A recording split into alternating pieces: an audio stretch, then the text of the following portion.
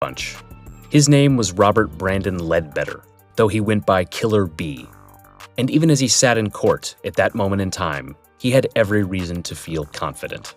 What Brandon didn't know was that his downfall had already been written in stone 5 years earlier, in one of the oddest ways imaginable.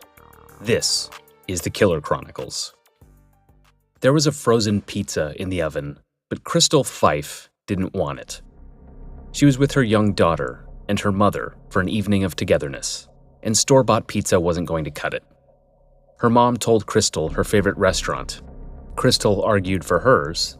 Then they settled on a third, Donato's. Crystal volunteered to go. Crystal Fife hadn't had the easiest upbringing. She had dropped out in the 10th grade of high school and had a daughter at just age 19. But now her life seemed to be settling down. She found work at a local printing place in Columbus, and her mother Eileen was optimistic about Crystal's future. But Crystal, it turned out, had been keeping secrets to protect her family. Before she left, Crystal waited at the front door, staring longingly at her mom and her child.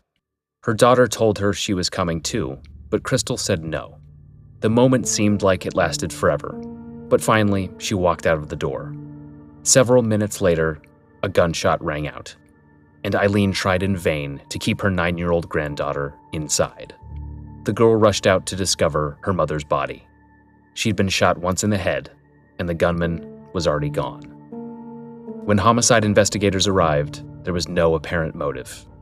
Crystal had $1,748 in her pocket, 2 cell phones, car keys, and of course, the pizza that was still warm. Her killer had taken none of it, but simply shot her in the back of the head and fled. Investigators combed through the data of her cell phone, hopeful that they'd find something to lead them towards her killer. What they discovered was beyond what any of them could have imagined or hoped for. It turned out that not only had Crystal predicted, in writing, exactly how she would be killed, it became clear that she'd made an enemy out of the man who'd made murders happen in the Short North Posse. The Short North Posse formed in the late 80s and early 90s as a natural phenomenon within the neighborhood of the same name. In the 90s, the Crips-aligned posse sought to gain a monopoly on the local crack trade.